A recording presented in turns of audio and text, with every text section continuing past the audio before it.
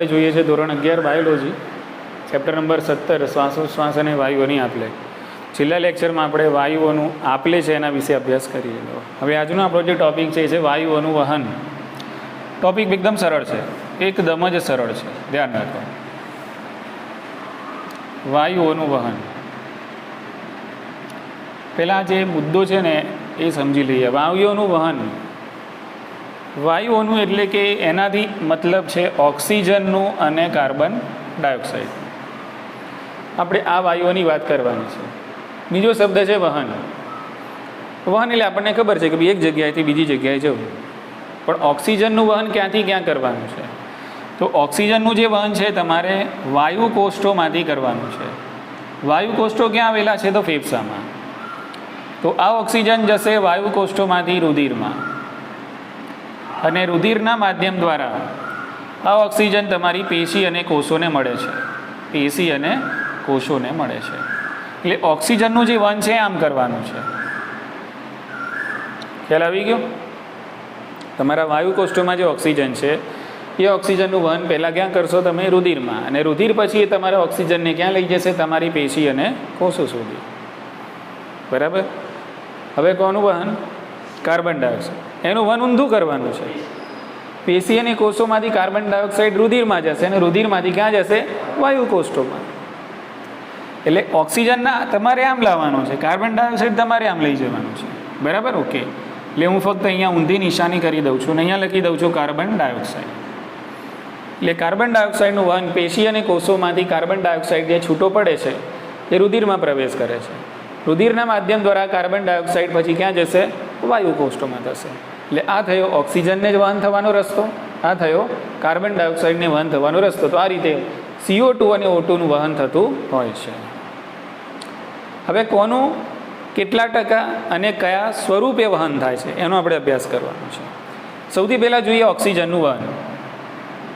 તો ઓક્સિજનનું વહન છે એ કોના થ્રુ થશે? કોના દ્વારા થશે? તો 97% જે ઓક્સિજન છે, 97% ઓક્સિજન છે, એનું વહન આરબીસીના દ્વારા થાય છે. આરબીસી એટલે કે રક્તકણો. 97% ઓક્સિજનનું વહન કોણ કરે છે? રક્તકણ કરે છે. રક્તકણમાં શું હોય છે? આપણે બધાએ જાણીએ છીએ કે રક્તકણની અંદર હોય છે HB એટલે કે હિમોગ્લોબિન. રક્તકણમાં રહેલો છે હિમોગ્લોબિન. એટલે કદાચ પૂછાય કે રક્તકણ દ્વારા કેટલો O2 વહન પામે છે? 97%. ચલો, રક્તકણ નથી લખ્યું ને એમ લખ્યું છે. હિમોગ્લોબિન દ્વારા કેટલો O2 વહન પામે છે? તો પણ 97%. બરાબર? તો બાકી રહી ગયો 3% જે ઓક્સિજન છે એનું શું? તો આ 3% જે ઓક્સિજન છે રુધિર રસમાં દ્રાવ્ય બને છે. રુધિર રસમાં દ્રાવ્ય બને છે, અને દ્રાવ્ય બનીને પછી વહન પામે છે. બરાબર? એટલે 3% જે O2 છે રુધિર રસમાં દ્રાવ્ય બનીને વહન પામે છે. રુધિર રસમાં દ્રાવ્ય બને છે. અર્થાત તમે એવું કહી શકો કે ભાઈ 3% ઓક્સિજન રુધિર રસ દ્વારા વહન પામે છે, અને 97% ઓક્સિજન રક્તકણ દ્વારા વહન પામે છે. ઇઝી? ચાલો, હવે એના પછી જોઈએ CO2, કાર્બન ડાયોક્સાઇડ. તો કાર્બન ડાયોક્સાઇડ છે કઈ રીતે વહન પામે છે? તો એના 3 રસ્તા છે અલગ અલગ. 20 થી 25% જે કાર્બન ડાયોક્સાઇડ છે, 20 to 25% જે કાર્બન ડાયોક્સાઇડ છે એ રક્તકણ એટલે કે હિમોગ્લોબિન દ્વારા વહન પામશે. બરાબર? તો અહીંયા હું લખું છું આ રીતે સમજવા માટે, RBC/HB. 20 થી 25% કાર્બન ડાયોક્સાઇડ હિમોગ્લોબિન અથવા તો રક્તકણ દ્વારા વહન પામે છે. 70% કાર્બન ડાયોક્સાઇડ છે એ બાયકાર્બોનેટ સ્વરૂપે વહન પામે છે. HCO3 તમે ભલી ભાતી જાણો છો, આને કહેવાય બાયકાર્બોનેટ. એટલે આમાં ક્યાંક છુપાયેલો છે કાર્બન ડાયોક્સાઇડ. હા કે ના? આમાં ક્યાંક શું છે? કાર્બન ડાયોક્સાઇડ છે જ. એટલે CO2 ના સ્વરૂપે વહન નહીં પામે. આમ ફ્રી CO2 નહીં જાય. CO2 કોઈકની સાથે જોડાશે, અને એ સંયોજનના સ્વરૂપમાં પછી વહન પામે છે. એકલું અટુલો નહીં જાય, લાવારીસ નહીં જાય. આમ બોલો, ખ્યાલ આવી ગયો ને? કે એટલે આ કાર્બન ડાયોક્સાઇડ 70% બાયકાર્બોનેટના સ્વરૂપમાં વહન પામે છે. બરાબર?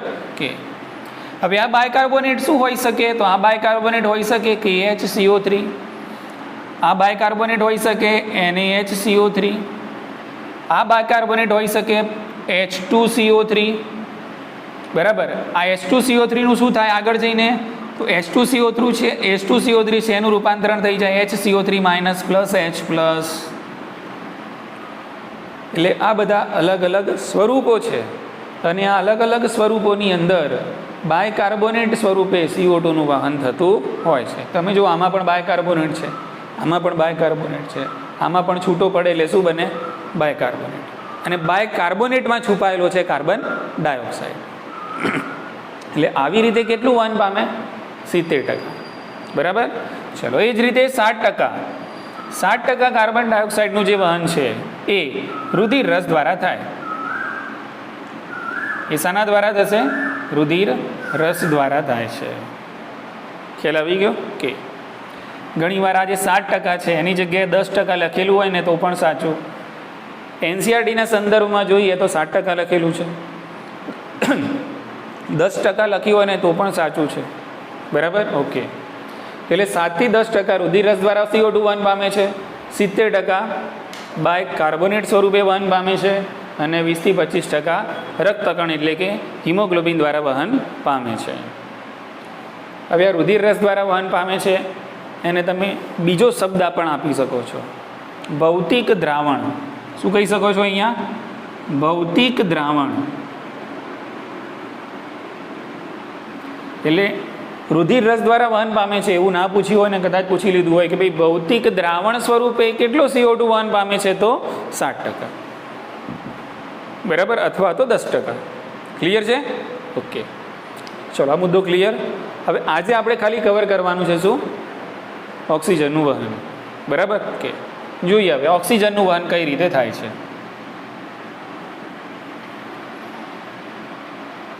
O2 નું વહન. ચલો સમજીએ. આગળના મુદ્દામાં આપણે જોયું કે ભાઈ ઓક્સિજનનું જે વહન છે એ વાયુ કોષોથી રુધિરમાં થાય અને રુધિરમાંથી કોને મળે? પછી પેશી અને કોષોને મળે. એની તાર્કિક આકૃતિ દોરીને પણ હું તમને અહીંયા સમજાવી દઉં છું. દાખલા તરીકે આ છે વાયુ કોષો. વાયુ કોષોની અંદર ઓક્સિજન છે. વાયુ કોષોની ફરતે આવેલી હોય છે નાની નાની રુધિર કેશિકાઓ. હવે આ રુધિર કેશિકાઓની અંદર જશે શું? ઓક્સિજન. એનો મતલબ એમ કે આ રુધિર કેશિકાઓમાંનું જે રુધિર આવ્યું હતું અશુદ્ધ પણ થઈ ગયું શુદ્ધ. કેમ? કારણ કે એમાં શું આવી ગયો? ઓક્સિજન. અને કાર્બન ડાયોક્સાઇડ આપી દીધો. બરાબર. ચલો હવે આ ઓક્સિજન છે રુધિરમાં આવી ગયો.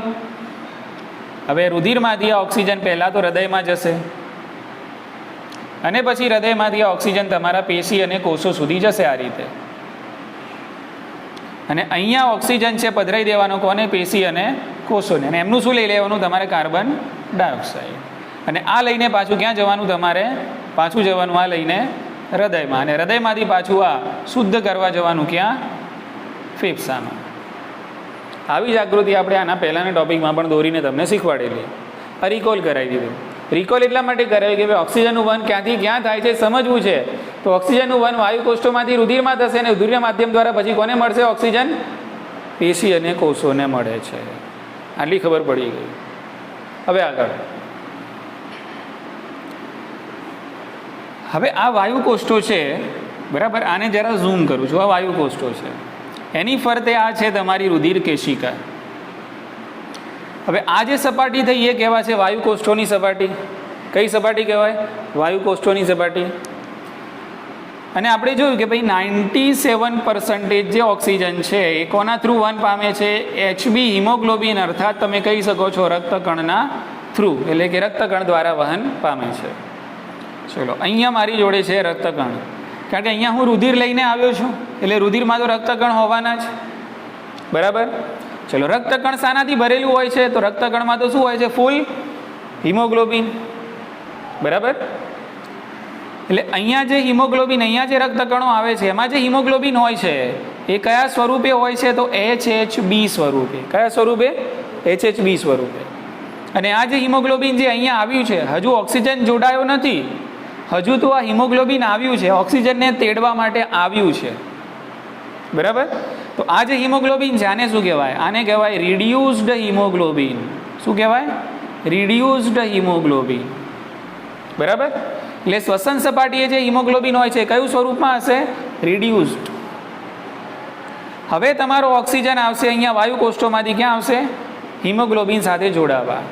એટલે આ ઓક્સિજન હિમોગ્લોબિન સાથે જોડાશે અને બનાવશે શું? HHBO2. શું બનાવશે? HHBO2. બરાબર? અચ્છા, અને આ HHBO2 નું પછી આગળ જઈને પ્રક્રિયા થશે રક્તકણમાં જ થશે અને એ રક્તકણની અંદર HHBO2 નું બની જશે KHBO2. શું બનશે? KHBO2. ઇન શોર્ટ, હિમોગ્લોબિન સાથે જ્યારે ઓક્સિજન જોડાશે તો એને કહેવાય ઓક્સી હિમોગ્લોબિન. શું કહેવાય એને? ઓક્સી હિમોગ્લોબિન. હિમોગ્લોબિન સાથે ઓક્સિજન જોડાયેલો હતો નહીં, નહોતો જોડાયેલો ત્યારે તમે કહેતા હતા એને રિડ્યુસ્ડ હિમોગ્લોબિન. પણ હવે ઓક્સિજન પ્રસરણ પામીને હિમોગ્લોબિન સાથે જોડાઈ જાય છે એટલે અહીંયા બની ગયું HBO2. શું બન્યું? HBO2. એ HBO2 આગળ જઈને બની ગયું KHBO2. પણ અસલમાં આટલું યાદ રાખવાનું છે HBO2. એટલે ઓક્સિજન જ્યારે હિમોગ્લોબિન સાથે જોડાઈ જાય છે તો આને આપણે કહીએ છીએ ઓક્સી હિમોગ્લોબિન. શું કહેવાય આને? ઓક્સી હિમોગ્લોબિન. બોલો, આટલી ખબર પડી ગઈ? એટલે વાયુ કોષ્ઠોની સપાટીએ શું થશે? તો વાયુ કોષ્ઠોની સપાટીએ ઓક્સિજન વાયુ કોષ્ઠોમાંથી પ્રસરણ પામીને રક્તકણમાં રહેલા હિમોગ્લોબિન સાથે જોડાવીને શું બનાવશે? ઓક્સી હિમોગ્લોબિન બનાવશે. હિમોગ્લોબિન શું છે? તો આપણે બધાએ જાણીએ છીએ એક પ્રકારનું શ્વસન રંજક છે. આ તો બધાને આપણે પહેલા ધોરણમાં પણ ભણી ગયેલા છીએ. હિમોગ્લોબિન એક પ્રકારનું શ્વસન રંજક છે કે જે આપણા શરીરમાં વાયુઓની આપ-લે કરવા માટે જવાબદાર છે.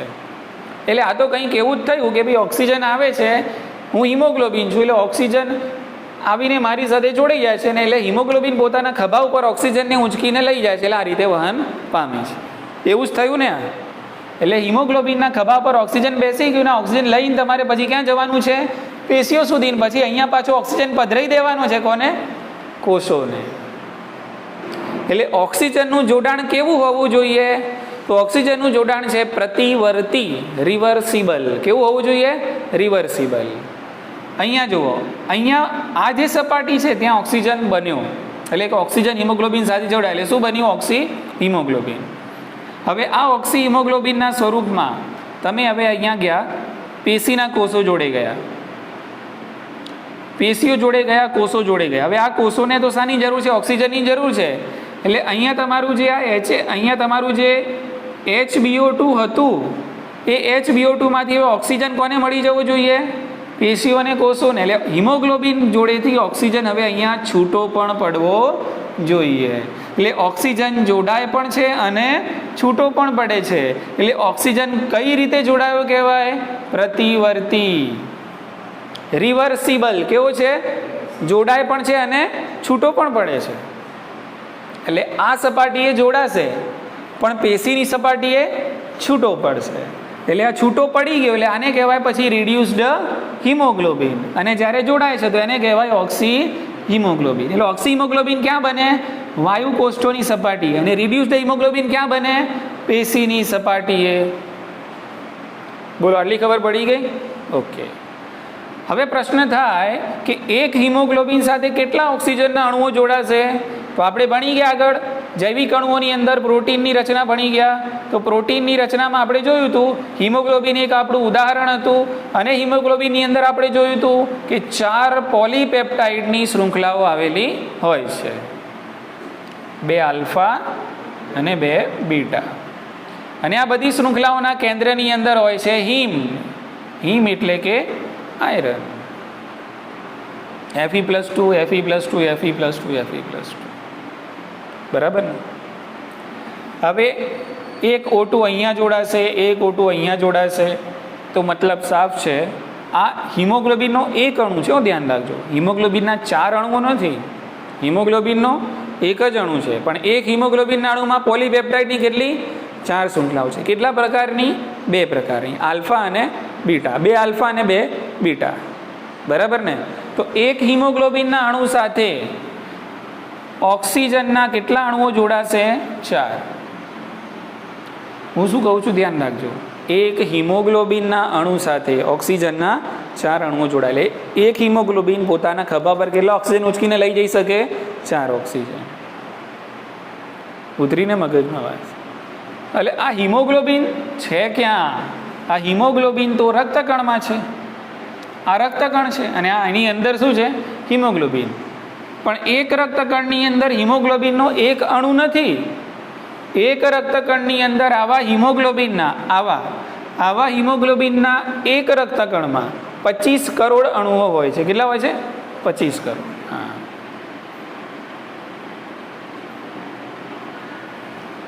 એક રક્તકણમાં હિમોગ્લોબિનના 25 કરોડ અણુઓ હોય છે.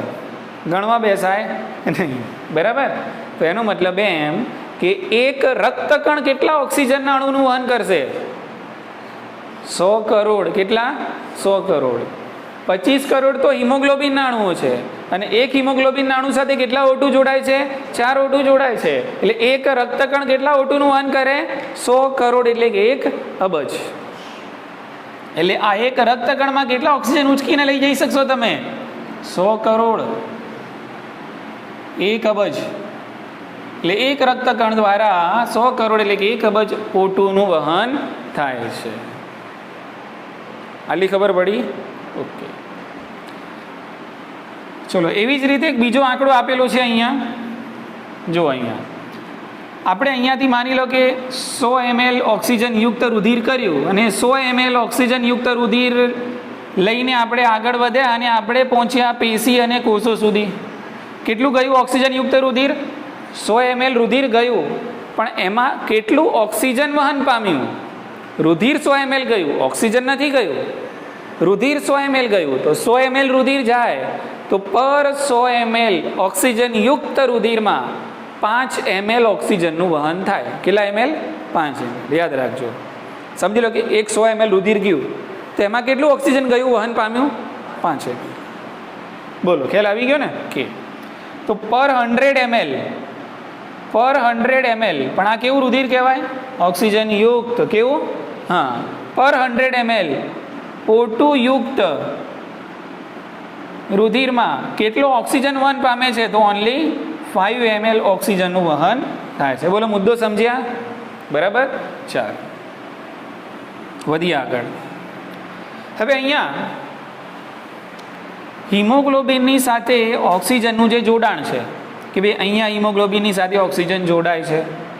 તમે જ્યારે આ જ ઓક્સિજનને પેશી અને કોષો સુધી લઈ જાઓ છો તો અહીંયા હિમોગ્લોબિન સાથે ઓક્સિજન જોડાય છે કે છૂટો પડે છે? અહીંયા છૂટો પડે છે, અહીંયા જોડાય છે. તો કેમ આવું થાય છે? ઓક્સિજનની સાથે હિમોગ્લોબિનની જે જોડાણ ક્ષમતા છે, ભાઈ અહીંયા જોડાય છે, અહીંયા દૂર થાય છે, તો આવું કેમ થાય છે? એના પાછળ કયા પરિબળો જવાબદાર છે? બરાબર? તો ઓક્સિજનનું HBની મતલબ ઓક્સિજનની HB એટલે હિમોગ્લોબિન સાથેની જોડાણ ક્ષમતામાં અસર કરતા પરિબળો કયા છે? એક મુખ્ય પરિબળ છે PCO2, કાર્બન ડાયોક્સાઇડનું આંશિક દબાણ. બરાબર? એ જ રીતે O2, ઓક્સિજનનું આંશિક દબાણ. ઓક્સિજન માટે આમ તો ઓક્સિજન O2 ના લખો તો ચાલી જાય. બરાબર? ઓકે, પણ આગળ આપણે સમજવાનું છે એટલે મેં લખ્યું PCO2 જવાબદાર છે. બીજું શું જવાબદાર છે? તો H+ આયનની સાંદ્રતા, H+ આયનનું સંકેન્દ્રણ, આની સાંદ્રતા. ત્રીજું તાપમાન. ચોથું pH. બરાબર? એટલે હિમોગ્લોબિન સાથે ઓક્સિજનની જે જોડાણ ક્ષમતા છે અને હિમોગ્લોબિનથી ઓક્સિજન જે છૂટા પડવાની ક્રિયાવિધિ છે, આ બધું કયા પરિબળો દ્વારા નક્કી થતું હોય છે?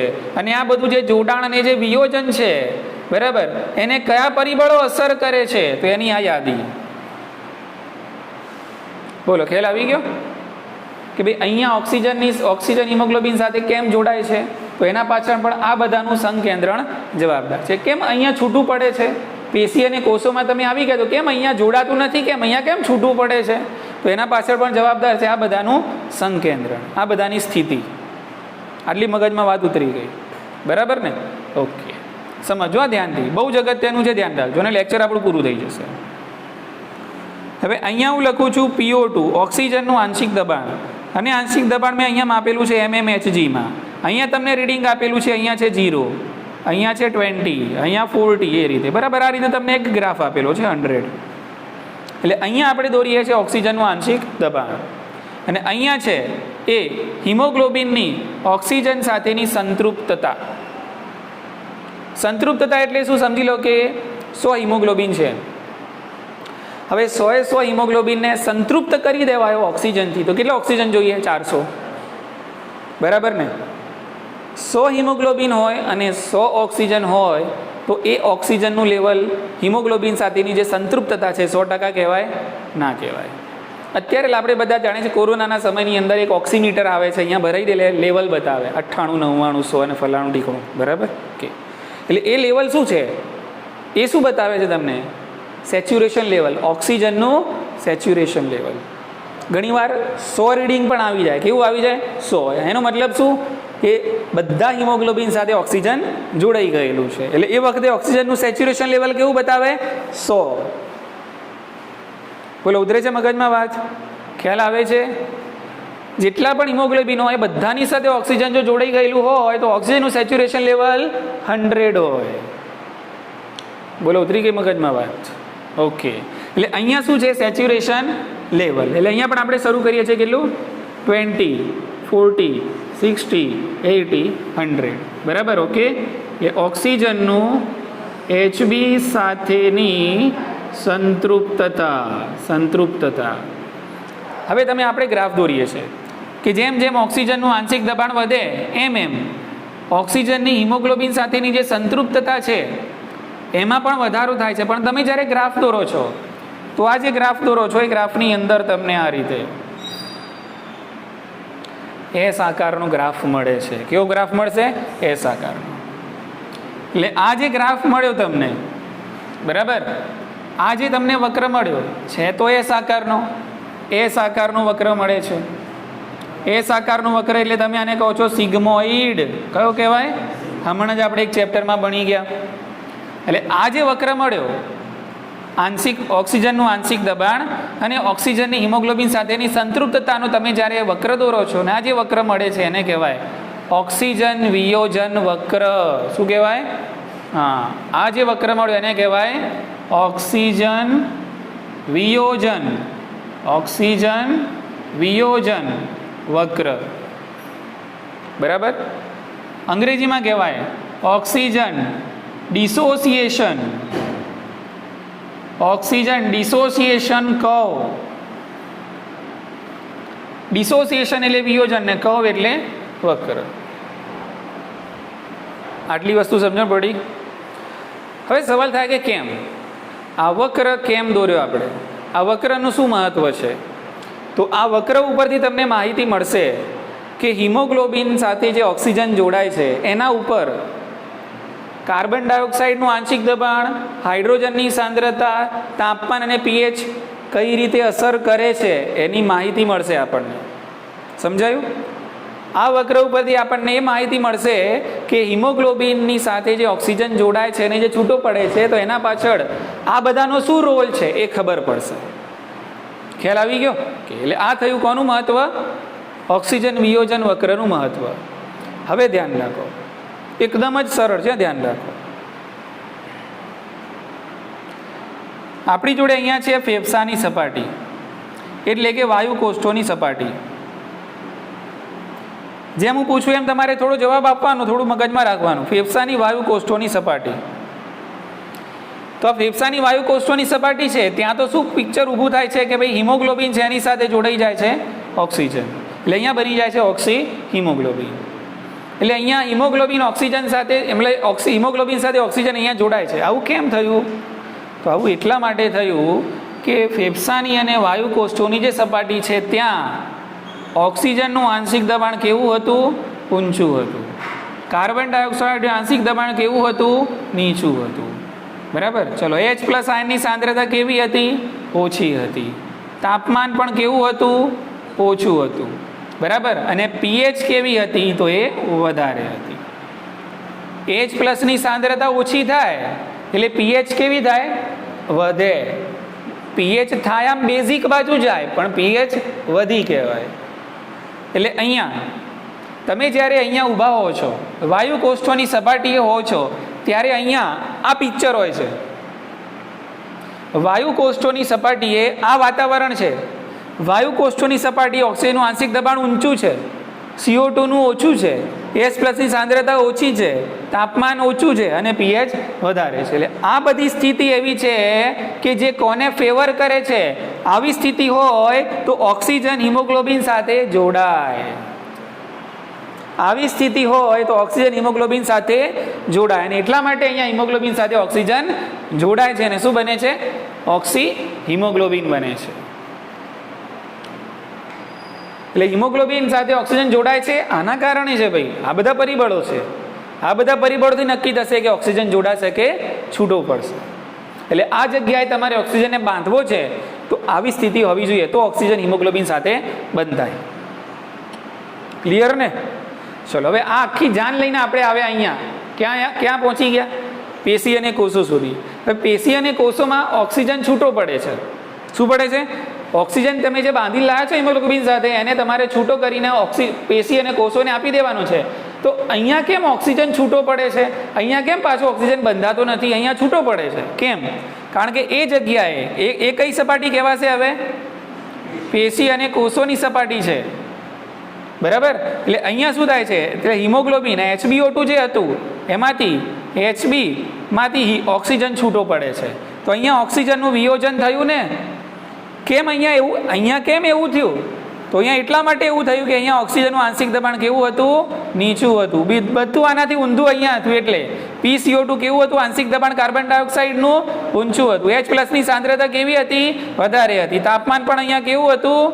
ઊંચું હતું. અને pH અહીંયા કેવી હતી? નીચી હતી. બોલો, ઉતરે છે મગજમાં વાત? એટલે આ પરિબળો હોય તો આ કોને ફેવર કરશે? હિમોગ્લોબિનથી ઓક્સિજનને છૂટા પાડવામાં. અને આ જો પરિબળો હોય તો આ કોને ફેવર કરશે? હિમોગ્લોબિન સાથે ઓક્સિજનને જોડવામાં. એટલે આ વસ્તુ ક્યાં જોવા મળે? વાયુ કોષ્ઠોની સપાટીએ. આ પરિસ્થિતિ ક્યાં હોય? વાયુ કોષ્ઠોની સપાટીએ. આ પરિસ્થિતિ ક્યાં હોય? પેશીની સપાટીએ. એટલે આ મુદ્દા યાદ રાખવાના છે કે ભાઈ કયું વધારે ને કયું ઓછું હોય તો શું થાય? અહીંયા યાદ રાખવાનું. ક્લિયર ને?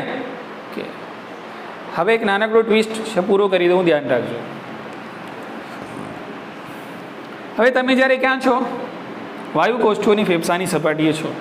એ વખતે તમે ઓક્સિજન વિયોજન વક્ર જોશો તો ઓક્સિજન વિયોજન વક્ર જે છે એ તમને સહેજ ડાબી તરફ સ્થળાંતરિત થયેલો જોવા મળશે. આને કહેવાય લેફ્ટ શિફ્ટ. શું કહેવાય? લેફ્ટ શિફ્ટ, ડાબું સ્થળાંતરણ. ઓક્સિજન વિયોજન વક્ર તમને ડાબી તરફ સ્થળાંતરિત થયેલો જોવા મળશે. અને ઘણીવાર તમને એવું પણ જોવા મળશે કે ઓક્સિજન વિયોજન વક્ર છે એની કઈ શિફ્ટ થઈ છે? રાઈટ, જમણી સ્થળાંતરણ. આ નોર્મલ, આ કેવું છે? નોર્મલ છે. એટલે ઘણીવાર ઓક્સિજન વિયોજન વક્રનું સ્થળાંતરણ ડાબી બાજુ પણ થતું હોય છે, ઘણીવાર જમણી બાજુ પણ થતું હોય છે. એટલે ઓક્સિજન વિયોજન વક્રનું ડાબી અને જમણી તરફ થતું જે સ્થળાંતરણ છે આ અસરને શું કહેવાય? તો આ અસરને કહેવાય બોર્સ અસર. બોર્સની અસર કહેવાય. કઈ અસર કહેવાય? બોર્સની અસર, બોર્સ ઇફેક્ટ. ખ્યાલ આવી ગયો? હવે હું તમને પૂછું કે ભાઈ આ અસર થવી જોઈએ કે ના થવી જોઈએ? સારું કે ખોટું? સારું. બોર્સ અસર થવી જોઈએ. બોર્સ અસર થાય તો અને તો જ વાયુ કોષ્ઠોની સપાટીએ ઓક્સિજન જોડાય અને પેશીની સપાટીએ ઓક્સિજન છૂટો પડે. બોર્સ અસર થવી જોઈએ. બોર્સ અસર એટલે શું? તો બોર્સ અસર એટલે ઓક્સિજન વિયોજન વક્રનું ડાબી અને જમણી તરફ થતું સ્થળાંતરણ. આ અસરને કહેવાય બોર્સ અસર. અને બોર્સ અસર જરૂરી છે. બોર્સ અસર થશે તો અને તો જ અહીંયા ઓક્સિજન હિમોગ્લોબિન સાથે જોડાશે અને અહીંયા પેશી અને કોષોની જે સપાટી છે ત્યાં ઓક્સિજન છે હિમોગ્લોબિનમાંથી છૂટવું પડશે. બોલો, ખ્યાલ આવી ગયો? ચાલો, હવે ઓક્સિજન વિયોજન વક્રનું જે લેફ્ટ શિફ્ટ છે એટલે કે ડાબી તરફ થતું જે સ્થળાંતરણ છે એ ક્યારે થાય? તો આ પરિસ્થિતિ હોય ત્યારે. સમજાયું કે નહીં? ડાબી તરફ ઓક્સિજન વિયોજન વક્રનું સ્થળાંતરણ ક્યારે થશે? તો જ્યારે ઓક્સિજનનું આંશિક દબાણ ઊંચું હશે, PCO2 નીચું, H+ આયન નીચું, તાપમાન નીચું અને pH વધારે હશે. એટલે આ પરિસ્થિતિ હશે તો ઓક્સિજન વિયોજન વક્ર કઈ તરફ ખસેલો જોવા મળશે? ડાબી તરફ. અને ડાબી તરફ ખસે છે એનો મતલબ એમ, જો ઓક્સિજન વિયોજન વક્ર ડાબી તરફ સ્થળાંતરિત થાય તો આ પરિસ્થિતિના કારણે ઓક્સિજન હિમોગ્લોબિન સાથે જોડાશે. હવે આ વક્રનું જમણી તરફ સ્થળાંતરણ થયું એ શું દર્શાવે છે? તો જમણી તરફ એટલા માટે સ્થળાંતરણ થયું કે અહીંયા હિમોગ્લોબિનમાંથી ઓક્સિજન શું પડે છે? છૂટો પડે છે. અને કેમ છૂટો પડ્યો? આ કેમ જમણી તરફ ખસ્યો ગ્રાફ? કારણ કે અહીંયા આવી પરિસ્થિતિ છે એટલા માટે. એટલે આ પરિસ્થિતિ ઓક્સિજન વિયોજન વક્રને ક્યાં ખસાડે છે? જમણી તરફ. આ પરિસ્થિતિ ક્યાં ખસાડે છે? ડાબી તરફ. અને આ જે પરિસ્થિતિ છે જમણી અને ડાબી તરફ ખસવાની આ જે અસર છે એને કઈ અસર કહેવાય? બોર્સ અસર. હવે ખબર પડી ગઈ ને કે બોર્સ અસર થવી જોઈએ અને થશે તો જ ઓક્સિજનનું વહન થશે. ક્લિયર થઈ ગયું ને? ઓકે. એટલે આ રીતે આપણા શરીરની અંદર ઓક્સિજનનું વહન થાય છે અને બીજો 3% તો શું થઈ જશે? ઓક્સિજન રુધિર રસની અંદર દ્રાવ્ય બનીને વહન પામી જશે. ઇઝી? ઓકે. તો અહીંયા આપણે આજનો આ ટોપિક પૂરો કર્યો. આવતીકાલે જોઈશું કાર્બન ડાયોક્સાઇડનું વહન.